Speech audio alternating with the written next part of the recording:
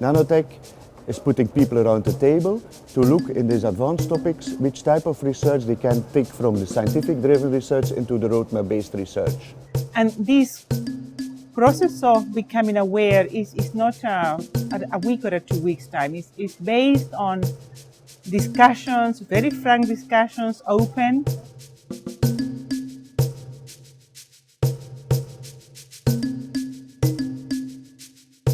NANO-TEC is a European-funded project, comes under the category of coordination action, and it has 10 partners who are finding ways in which we can address two objectives. One being the building a community of nanoelectronics researchers in academia working in both in technology and design.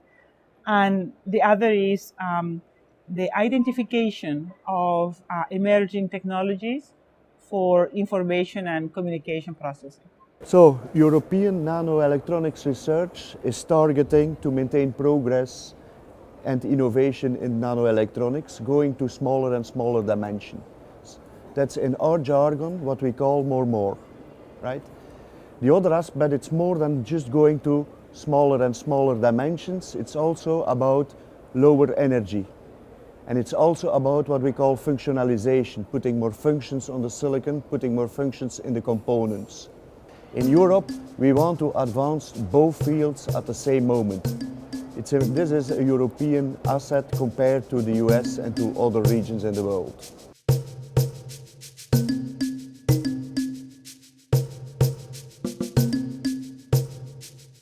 It's hard to envision exactly the direction, but as a general trend, I imagine the projects themselves will be moving less away from the model of the lone researcher, sort of the classical model of research, and more toward these collaborative projects, both within countries and across borders. That's why we need to put people with different mindsets, with different disciplines around the table. And that's exactly what the nanotechnology project is doing. Learning to talk to your design colleague, if you're a materials or device person, and vice versa.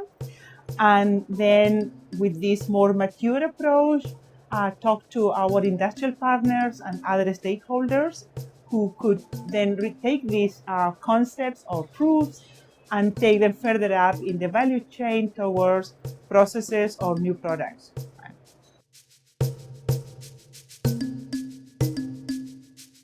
On the part of building a community, we are setting up a web-based interactive platform so that colleagues can collaborate in different working groups and also put their comments, discussions, guided by or coordinated by a convener of a discussion group, and then use those discussions as input to our workshops. I think this is very difficult to predict.